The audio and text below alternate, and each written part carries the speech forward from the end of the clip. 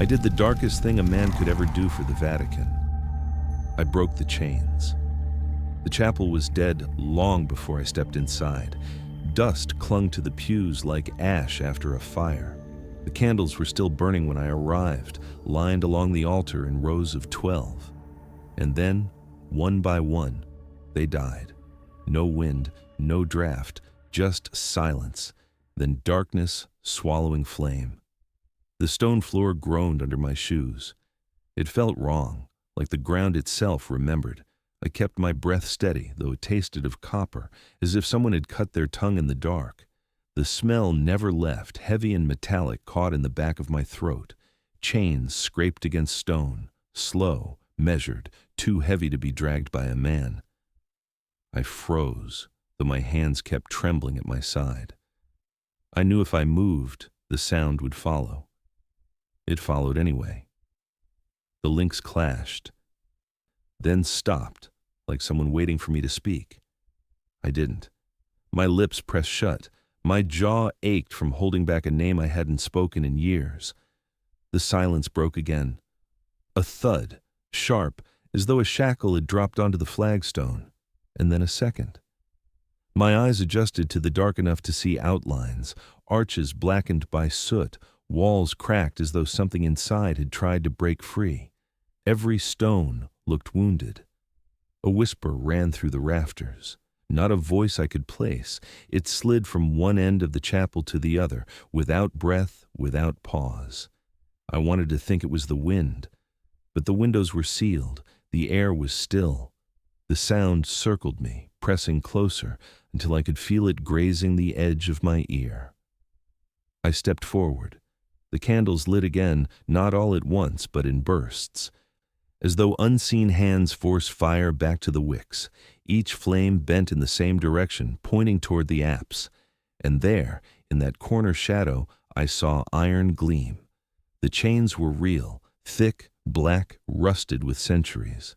They moved though no one pulled them, links grinding, sparks spitting where they scraped the floor. The sound carried like a hymn turned inside out, hollow and raw. It was not music. It was warning. I tried not to look too long, but the eye catches what it fears. The length of the chains disappeared into darkness at the base of the wall. The wall pulsed, faint, red, like a vein lit under skin. For a moment, I thought I heard breathing behind it, slow, patient, each inhale dragging the stone tighter against itself. The final candle guttered out. I stood alone in the black, listening to the chains whisper against the floor. My throat closed as the words left me again. I did the darkest thing a man could ever do for the Vatican. I broke the chains. The silence after was worse than the sound. Empty, absolute. It pressed on my chest like stone.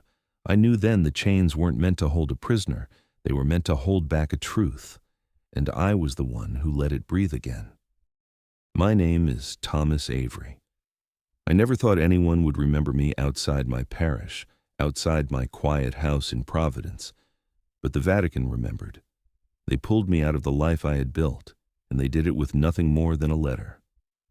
Providence was always gray in October. The leaves turned, the sky sagged, and the air pressed like damp wool. I lived in a wooden house older than the country itself, a place Eleanor wanted me to sell for years. She said it leaned. I said it prayed. The beams groaned every night like monks in their sleep. Eleanor was patient with me, more patient than I deserved. She taught piano to the neighborhood children, her hands never tiring even after hours of practice. Michael, our son, 16, never sat still. He asked questions about scripture I didn't want to answer. Anna, only 12, filled her sketchbooks with angels.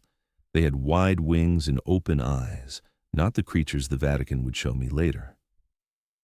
That evening, the letter waited on the desk. Thick paper, seal pressed deep, crimson wax. It bore the insignia I hadn't seen since my last visit to Rome, the seal of St. Peter's itself. My hands shook when I opened it, not from fear, from memory. They wrote that they needed me, My knowledge of early church Latin, my access to manuscripts others couldn't read. They said it was an honor. I wanted to believe that. I wanted to believe God had remembered me. I told Eleanor it was routine. She frowned but didn't argue. Michael said, "Isn't it dangerous over there?" I laughed it off. Anna just looked at me, pencil in her hand, wings half finished on the page.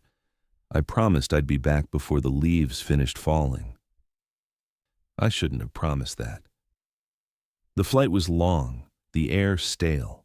I carried only one suitcase, filled more with notes and books than clothes. Rome glared in sunlight when I arrived, the stones too bright for eyes trained on New England fog. The Swiss guard met me at the gate, their armor ceremonial, but their eyes sharp. They said nothing, only walked me through the square, past the pilgrims, through the great doors of St. Peter's.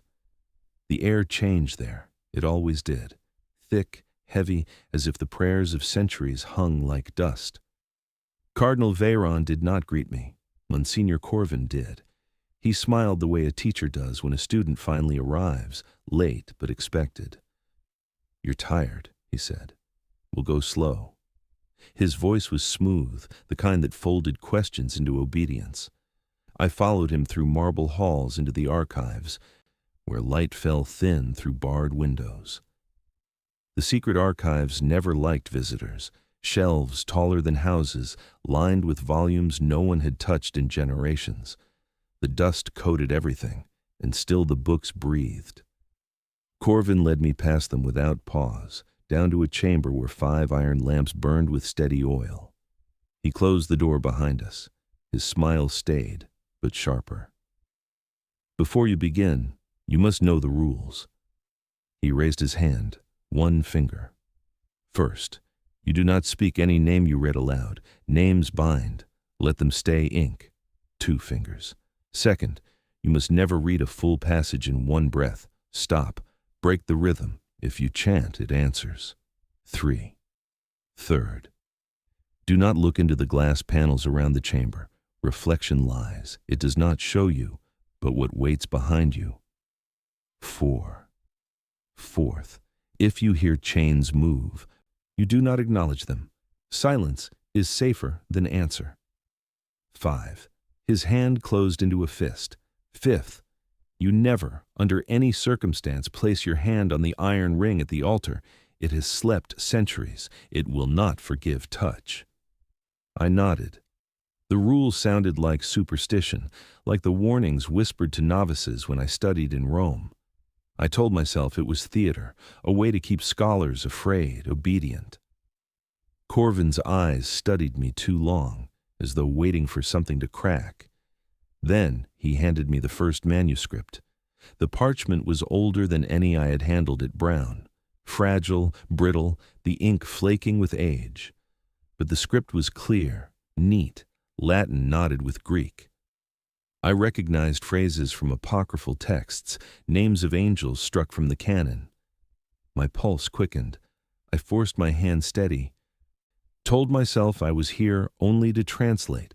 Obedience, duty, faith, nothing more. But rules have gravity, and gravity waits for the fall. Providence was not Rome, but I belonged to its silence. I had walked those streets for decades, past the ivy-clung walls of Brown, past St. John's where the bells cracked more than they rang. I taught students who thought the church was a relic, a museum piece. Maybe they were right, yet when the Vatican called, I went. Not for them, for the chance that something still mattered. On the night before I left, I sat on the porch with Eleanor. The rain came soft, washing the street clean, shining the wood. She said, "Don't let them keep you longer than they should." I told her they wouldn't. I lied, but gently, like I had lied to her so many times before when faith pulled me away. She rested her head against my shoulder. We didn't speak again for an hour. The sound of rain filled the silence we had both learned to keep. The airport was faceless. Rome was not. The city bled history into every street, every stone. I walked with the Swiss guard as if I were a prisoner, though no chains bound me. Pilgrims knelt on the marble, their voices lifting in chants I didn't understand. The closer I came to the basilica, the quieter it grew, as if the city itself hushed for me. Inside St. Peter's, the mosaics loomed like watchful eyes. Gold and glass shimmered in the half-light. I wanted to fall to my knees, but my body refused. Corvin appeared then, tall, draped in black, his hands folded with precision. He spoke my name without hesitation, as if he had practiced it. He didn't bow, neither did I. The archives swallowed me whole. Corridors that twisted, doors without handles, staircases that groaned under centuries. Corvin's steps never faltered. Mine did. The air tasted of ink and mold, of prayers written but never spoken. We passed cases of bones wrapped in vellum, chalices sealed with wax, scrolls too fragile to be touched. He never looked at them. He kept his eyes forward. I followed, because I had no map of this place, because the walls themselves seemed to listen. When he closed the chamber door, the sound was final. The iron lamps burned, shadows shifting like wings. He explained the rules again, slower this time, each word weighted. He wanted me to memorize, to recite. I repeated them, my voice low. He corrected me twice. Not a name, Father Avery. A presence. His hand lingered on my shoulder, longer than comfort allowed. The altar was stone, cracked, fitted with an iron ring that gleamed as though polished yesterday. I did not touch it.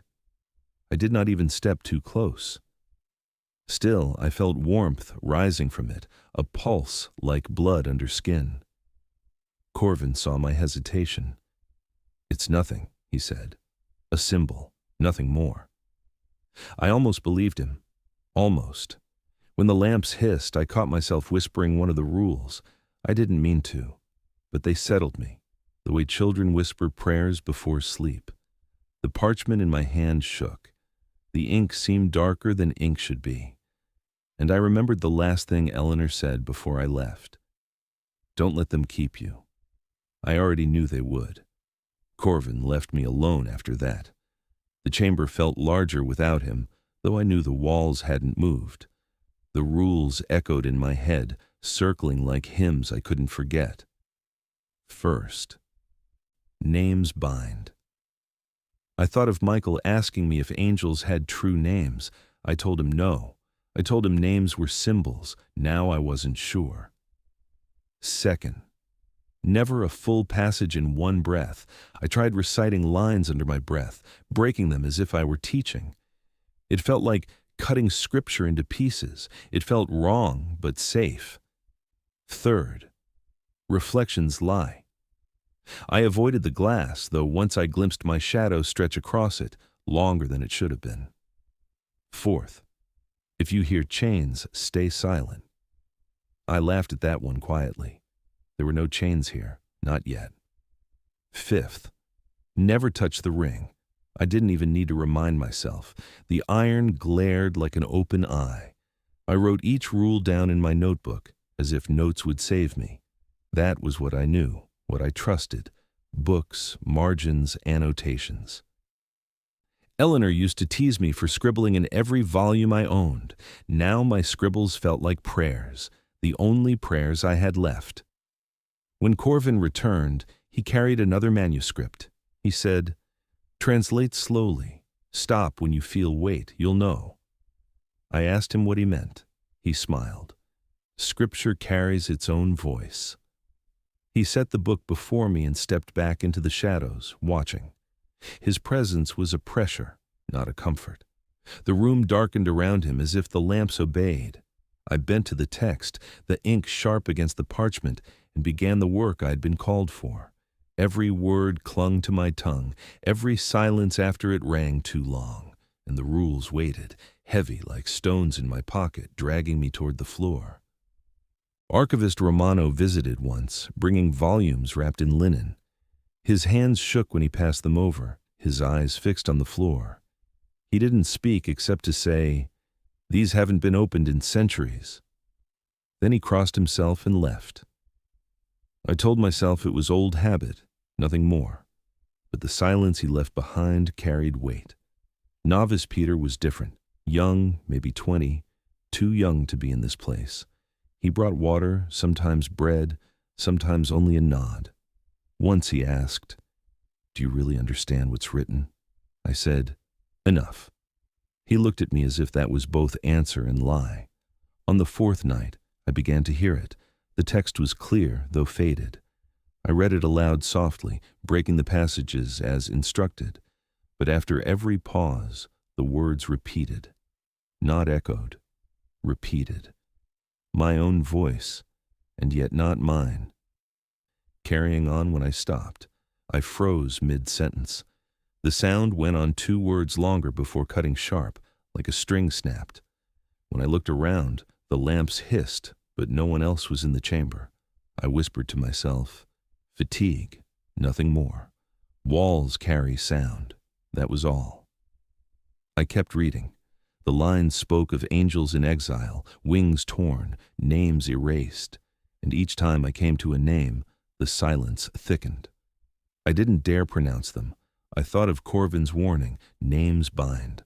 Still, the letters pressed at my lips, insistent, begging to be spoken. I bit my tongue and moved on. The taste of iron filled my mouth. By the 6th night, the chains began. At first faint, a shiver at the edge of hearing, metal on stone, dragging, patient. I remembered the 4th rule, stay silent. So I did. I wrote in my notebook, heard chains again, as if writing would contain it, as if ink could hold sound. Peter noticed. "You're pale, Father." I said it was nothing, just too little sleep. He brought a candle closer, his young face tight with worry. Then he whispered, "I've heard them too." I told him not to say it again. He didn't. But his silence after was worse. The walls were next. A crack bled light where there should have been stone. Not white light, not even firelight. Red, deep as wine, pulsing. I pressed my palm near it. Warmth rose like breath. I pulled back before I touched. I told myself Rome was full of hidden chambers, pipes that carried heat. I told myself it was infrastructure. Lies taste dry. They don't quench thirst. Romano brought another text that night. His eyes didn't meet mine. He placed it down with care, as though it might burn. When I asked him where it came from, he whispered, "Deeper," then left. The word followed me all night. Deeper, as if that was the direction everything moved, down into shadow. The reflection caught me when I wasn't careful. Glass panel at the edge of the chamber, dark but not black. My own figure bent wrong, taller, the head bowed as if praying. When I lifted my chin, it didn't. I stepped back, heart racing. The 3rd rule, reflections lie.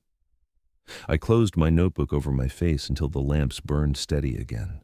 The manuscripts grew heavier, not in weight but in presence. When I turned the pages, they resisted, as though invisible hands held them shut. Words swam, ink seeping like fresh blood. I blinked hard, and the script stilled, sharp as before. I told myself I was tired. I told myself scholars saw things after long hours.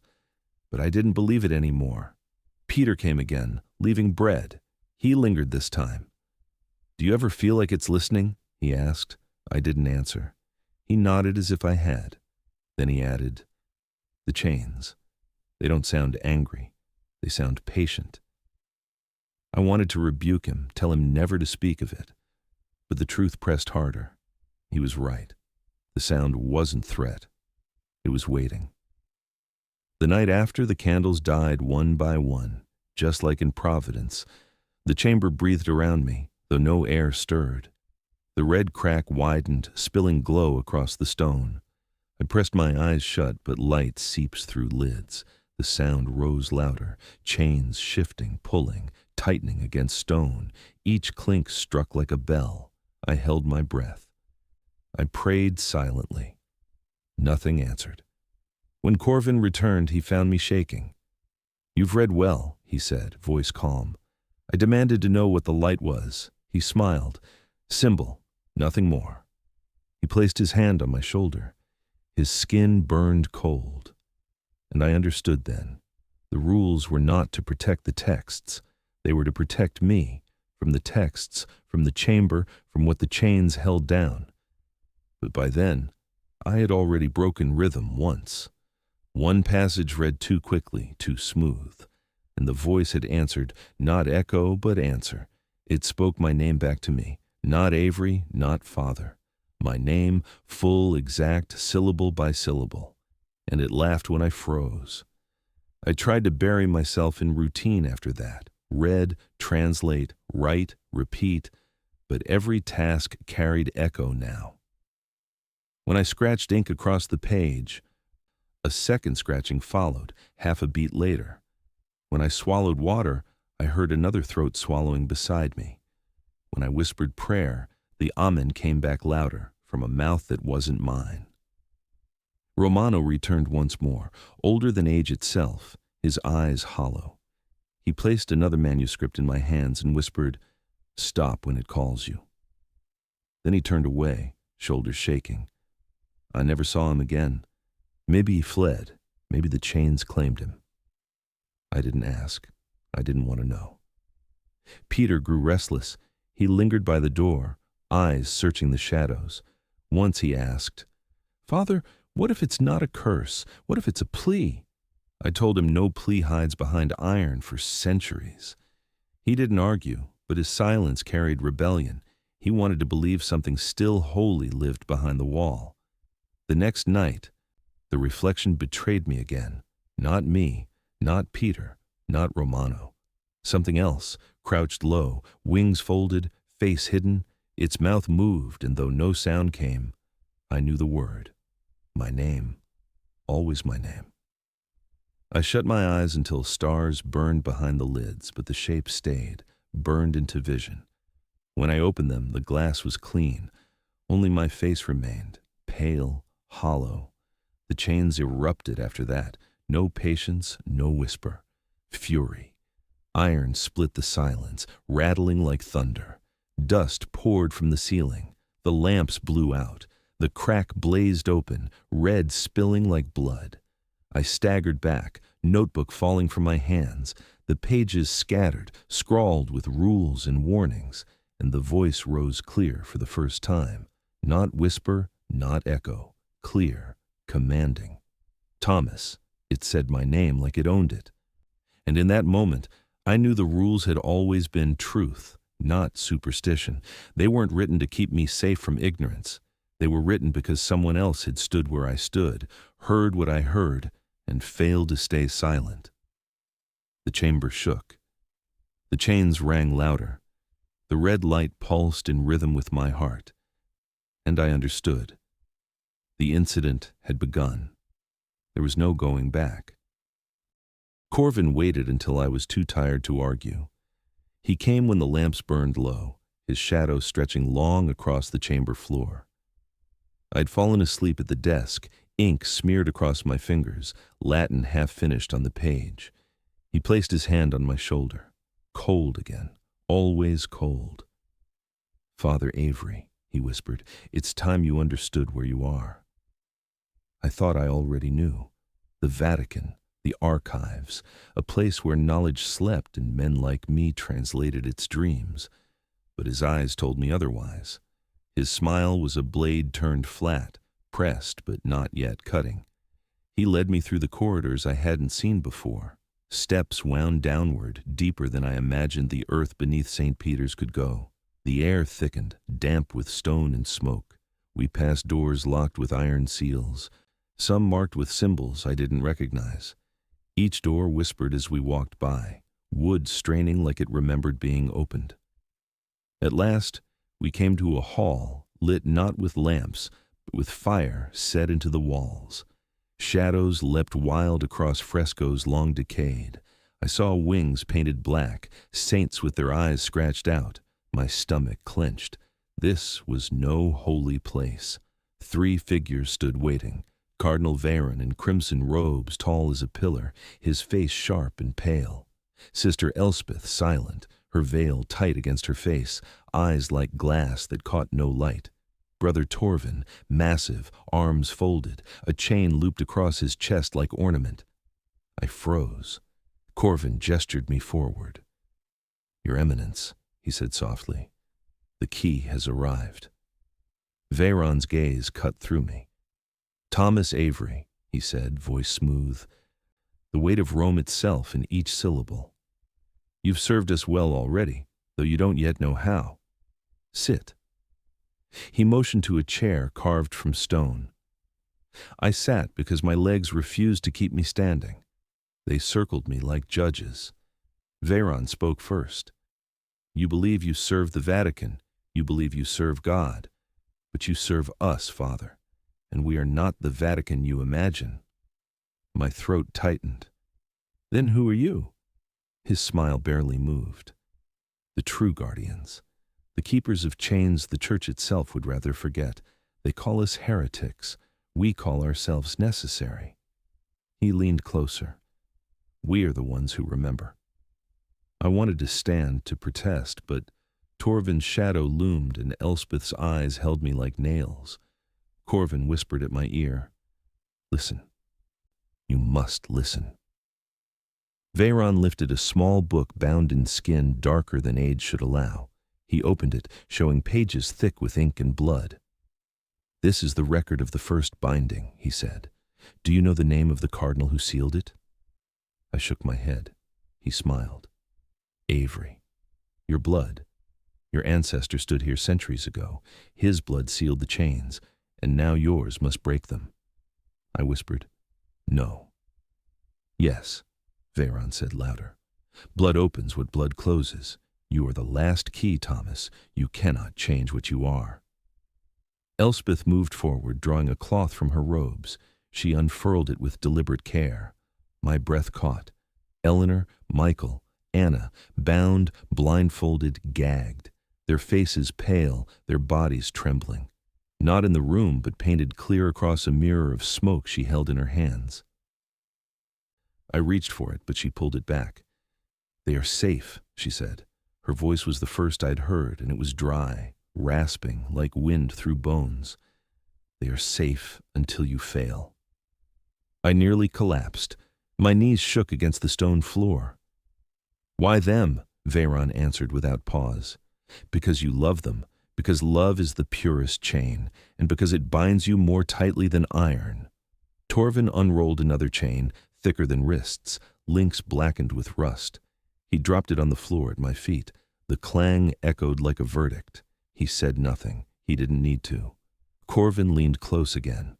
"Read, Thomas. Read what's given. Do it slowly. Do it all. And when the chains answer, don't stop." I shook my head. My voice cracked. "You don't understand. It will wake. It will destroy you." Veyron laughed, soft, confident. "It will serve us. We've prepared for centuries. The rites, the mirrors, the words. We will command it, and you will summon it, because you have no choice." Elspeth raised the mirror again. My children's faces blurred, but Eleanor's eyes, even blindfolded, seemed to burn through. I saw her lips moving under the gag. A prayer. Always a prayer. Veyron's hand pressed the manuscript against my chest. "Begin." I wanted to fight. I wanted to die rather than obey. But the mirror held me. The sound of Michael's muffled cry cut deeper than any blade. Anna's shoulders shook as if she still clutched a pencil, sketching wings in the dark. And Eleanor, steady even in fear, broke me more than all the rest. I opened the book. The ink gleamed wet, though centuries had passed. The words curled sharp on the page. I read the first line, my voice trembling. The chamber answered with a low groan, chains rattling in the deep. The red crack flared brighter, bleeding light across the floor. Veyron spread his arms, triumphant. "Yes, the seal weakens. Continue." I stopped, my throat closing. "No." Torvin stepped forward, chain in hand. Elspeth raised the mirror higher. Corvin whispered, "Do you want them to die, Thomas? Then read." I read again. The air thickened, heavy with ash and iron. My ears rang. My blood pounded. The pages shook as though hands held them from beneath. Every word carved heat into my throat, each syllable burning like coal. Still I read, because their faces never left the smoke. The crack in the wall widened. I smelled sulfur, old as the earth. I heard breathing, vast and patient. The chains roared now, not whispers, but thunder. Veyron's laughter filled the hall, echoing like bells. Yes, at last, the blood obeys. I tried to stop again, but my mouth carried on, words spilling without my consent. I tore my lips shut, but the syllables burned through clenched teeth. Corvin's hand steadied me. "It's too late to resist," he said. "You were born for this." I wanted to scream. I wanted to tear my own tongue free, but Eleanor's face hovered before me, and Michael's muffled cry, and Anna's trembling. I forced the words out, each one a betrayal, each one a chain shattering in the dark. And when the last syllable left me, the wall broke open. The mirror in Elspeth's hands shattered with it, and their faces vanished into smoke. I prayed that meant release, not ruin. When the wall broke open, the sound wasn't an explosion. It was a peal, like skin lifting from stone.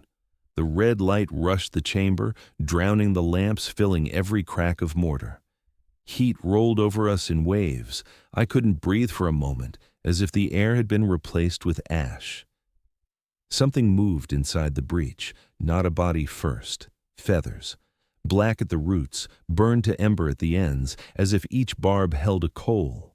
The wings unfurled piece by piece, scraping the stone, shedding scorched down that hissed when it touched the floor.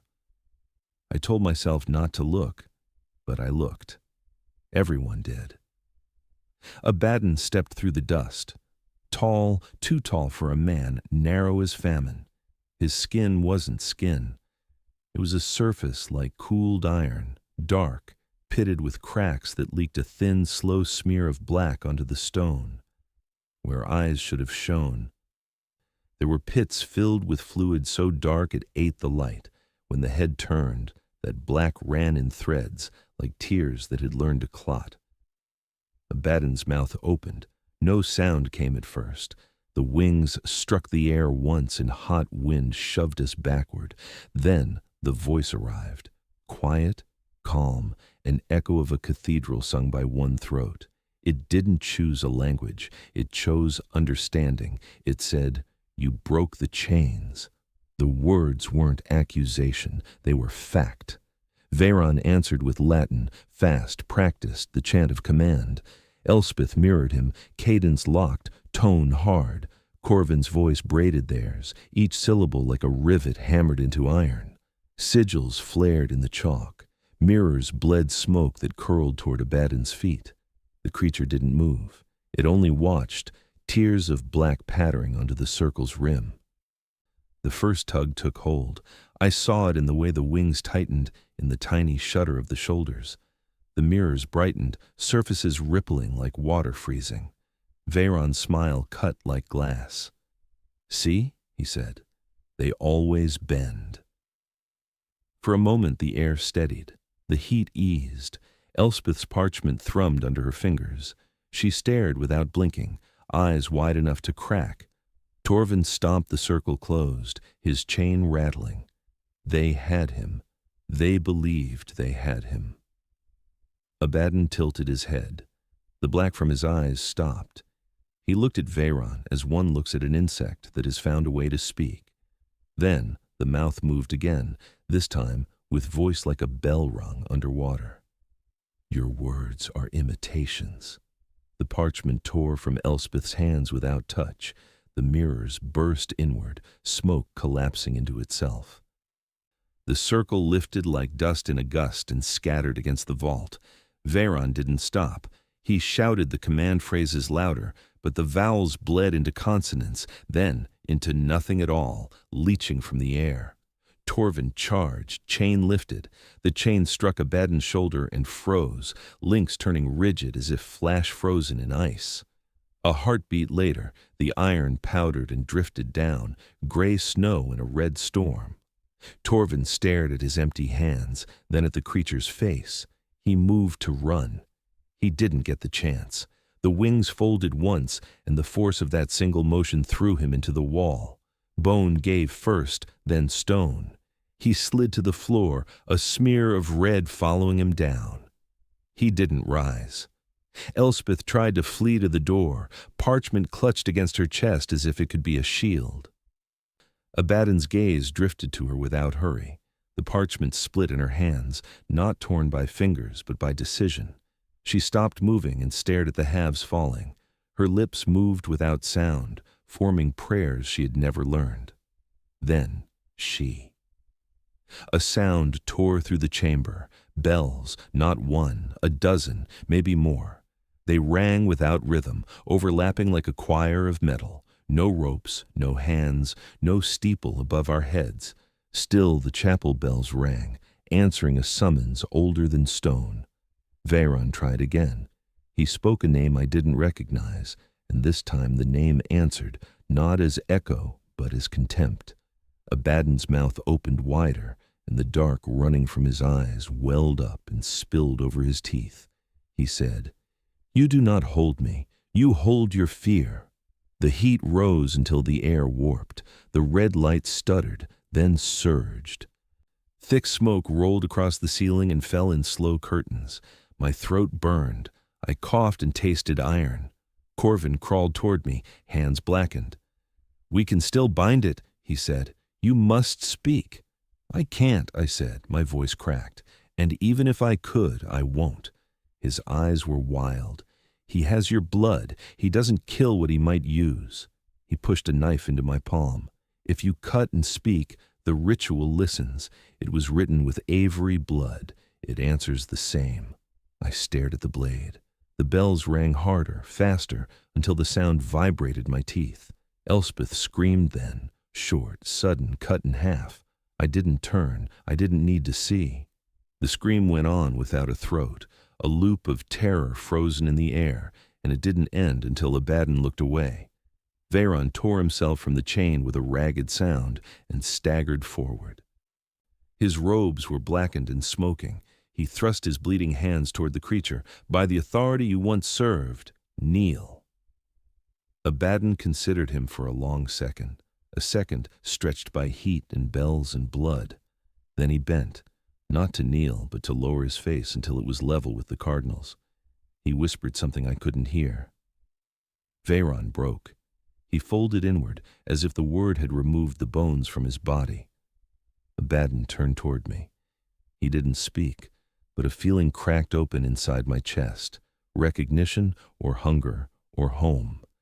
The inverted halo brightened a fraction. It was enough to see the black of his eyes swell with something like light. He watched as if I were the ceremony, not the man.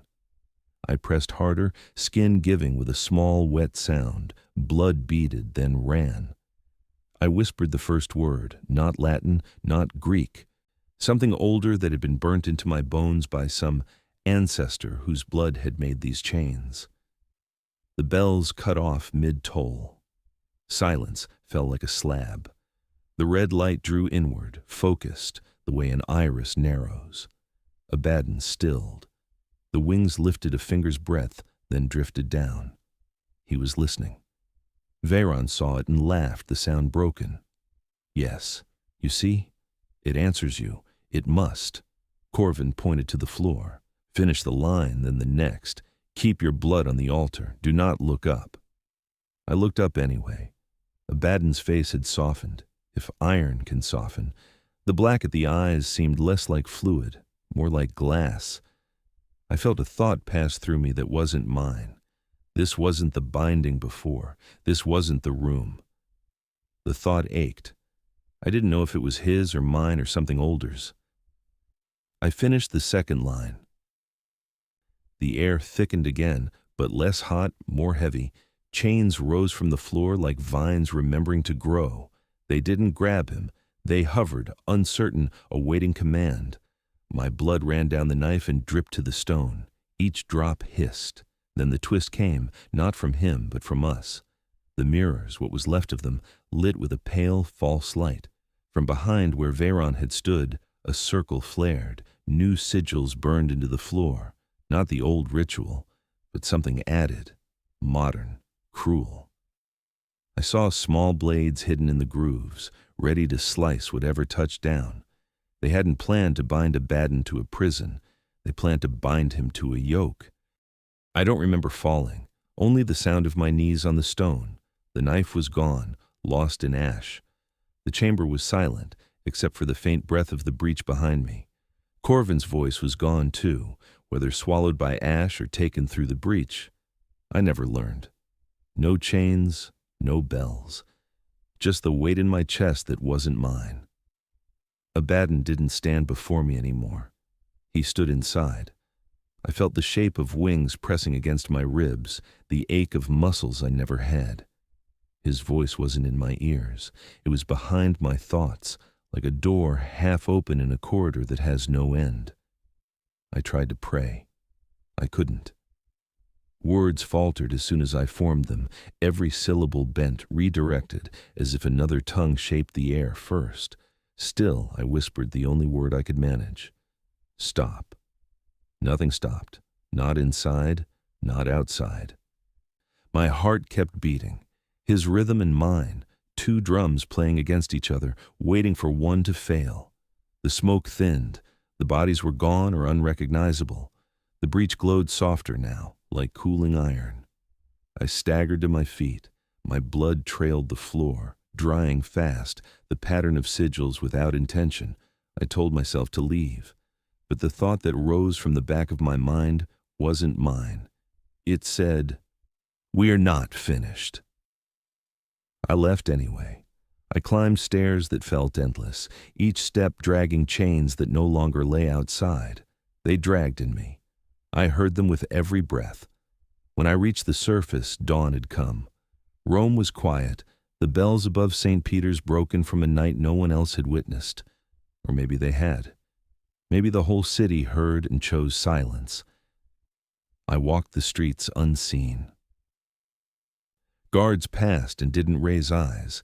Clergy hurried by with scrolls clutched, whispering to themselves. I moved among them like shadow. No one touched me. I don't think they could.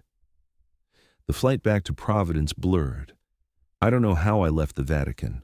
One moment I stood in shadowed halls. The next I was on a train, then a plane, then a cab across familiar streets. Memory bent, erased by something that didn't want me to recall the journey. Abaddon, or me, or both. It doesn't matter. Home looked the same. Our wooden house, paint flaking where winter salted the air.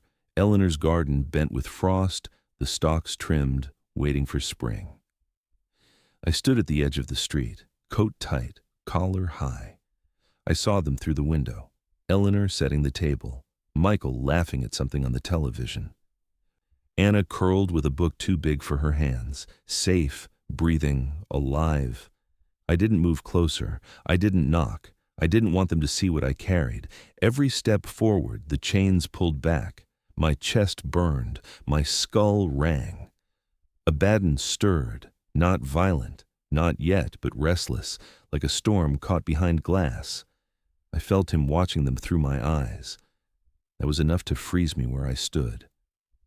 Eleanor looked up once, as if she felt me outside. Her head tilted, hand pausing on the dish she carried. Michael called her name, and she smiled, turning back. She didn't see me. Or maybe she did and chose not to. I wanted to believe the former. Belief is kinder than truth. I whispered her name. It cracked in my throat. The breath after carried something else, an echo not mine. It almost shaped her name too, but twisted, darker. I bit my lip until blood came, forcing it silent. Abaddon retreated, laughing low where no one else could hear. I turned away. The night was cold, and the air stung sharp, cleaner than the Vatican's dust. Each step down the street felt final. I didn't look back at the house again. I couldn't. If I did, I might run inside. And if I ran inside, I might never leave. And if I never left, I wouldn't be Thomas anymore. I would be something else, something they couldn't survive. I stopped at the corner. The church bell in Providence tolled the hour, normal, human. But inside my skull, another bell answered, deep, hollow, slow. His, mine, ours. I pressed my hands to my ears. It didn't help. Sound from inside never fades. I walked, past the cathedral, past the streets I'd memorized, past the graves where names older than mine lay carved. Every face I passed blurred, not from my eyes, but because something inside refused to let me remember them. He was erasing, protecting, or preparing. I reached the outskirts when I stopped again. Snow began to fall, quiet, soft, untouched. I lifted my hand. For a moment it looked like mine, scarred, tired, ink-stained. Then I blinked, and for an instant I saw claws instead, black, gleaming, tipped with blood not yet spilled. I closed my fist hard. My skin returned. My breath fogged white. I told myself aloud, "This is my body, this is my mind." The words cracked. He laughed again. Not cruel, not kind, just present. I shouted it louder. "This is my body, this is my mind." The street swallowed my voice. No window opened, no curtain stirred. It didn't matter. No one could hear the truth except us. And the truth is, it isn't mine anymore. I kept walking, past the city, past the lights, past the sound of my name ever belonging to me. Behind me, a family sat safe at their table. Ahead, the dark stretched without border. Chains dragged in my chest, heavy, unbroken. I felt wings at my back. I didn't stop. I won't stop. Because if I do, the chains break. And if they break, the world breaks with them. I don't know how long I'll last. Days, months, years. Maybe less. Time isn't steady anymore. It bends around the weight inside me, pulling and stretching as though the hours themselves want to escape. I walk towns no one remembers. I keep to shadows, churches long closed, roads that never meet another. And still, he's with me. Silent at times, restless at others. He waits. For what, I don't know. For when I do. He waits for when I stumble, for when I forget to hold the chain tight. Sometimes I think I hear him in my own voice. A prayer turned backward, a word twisted halfway through. Sometimes I wake and see ash on my hands, though I haven't touched fire. Sometimes I feel wings stretching in dreams and wake with my back aching, skin welted where nothing touched. It's always him reminding me. I'm not only Thomas Avery anymore. I'm also the chain, the prison, the key, and the lock. If anyone finds this, if anyone listens, don't think it ended here. Don't think the Vatican's walls are enough. They broke once. They will break again. The chains are not eternal. I know this because I'm carrying them, and I can feel every link straining, searching for weak stone, testing for cracks. They want release. He wants release. And if he ever steps free again, the world will not survive it. So hear me. Never trust the ones who say they remember secrets better than others. Never follow men who build circles in the dark. Never believe power can be harnessed without price. They thought they'd command him. They thought their words were stronger than his silence. They were wrong. They're ash now, scattered where no one will ever claim them. And I'm all that's left to keep their mistake contained. I will not return home. I will not touch the door, the glass, the faces waiting at the table. Because the moment I do, he will see through me what love looks like. And love, pure and unguarded, is the one chain I cannot hold. If he learns that shape, if he learns that sound, there will be nothing left to stop him. So I walk away, always away. But know this, the world sleeps easy only because one man does not. If you pray, pray not for me, but for yourselves. Pray the chain holds. Pray the night stays silent. Pray the bells never ring again. Because if they do, it won't be bells anymore. It will be wings, and once they rise, no prayer will save you.